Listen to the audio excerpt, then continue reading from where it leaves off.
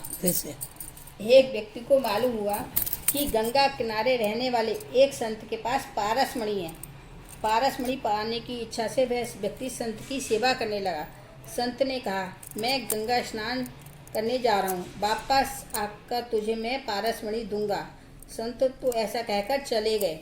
अब वह इस व्यक्ति के मन में पारसमणि के लिए अकुलाहट बढ़ती गई। उसने संत की गैर हाजिरी में सारी झोपड़ी छान डाली, परंतु पारसमणि उसके हाथ न लगी। संत वापस आए। संत ने यह जान लिया तो पूछा कि उसका इतना भी धीरज नहीं है।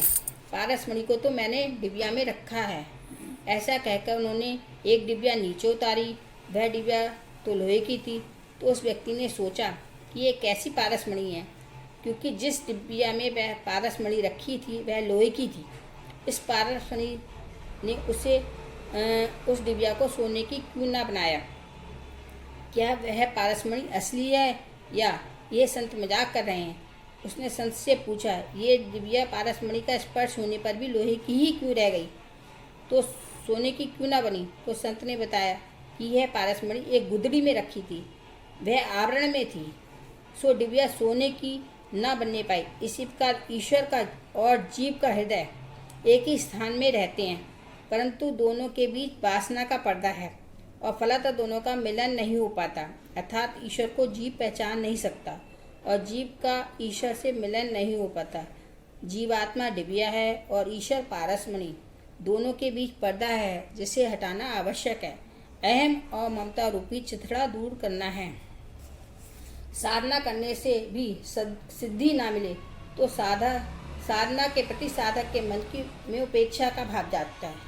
साधना करने से भी सिद्धि ना मिले तो साधना के प्रति साधक के मन में उपेक्षा भाव जागता है। जीव साधक है, सेवा स्मरण साधन है, श्री कृष्ण साध्य है। विष्णु भगवान की भक्ति करना पुरुषों का परम धर्म है। लोग मानते हैं कि भक्ति मार्ग बिल्कुल आसान है। सुबह भगवान की पूजा करो कि बस हो गई छुट्टी, फिर वे सारा दिन भगवान को भुलाए रहते हैं। ये भक्ति नहीं है। 24 घंटे ईश्वर का स्मरण करें, वही भक्ति है। भक्ति में आनंद है, किंतु मनुष्य केवल शरीर से भक्ति करता है, मन से नहीं। वाणी भगवान के नाम का उच्चारण ना करे तो वह सब व्यर्थ है। मन संसार के विषय में रमता रहे और शरीर ठाकुर जी की सेवा करे तो वैसी सेवा में कोई आनंद ही रहेगा। सेवा की क्रिया मुख्य नहीं है, भाव ही प्रधान है। सब विषय में से मन को हटाओगे तब सेवा में आनंद आएगा। सर्वेशाम अवरोधन ब्रह्म करे संसार भेद। सेवा करने बैठो तो पहले भावना करो।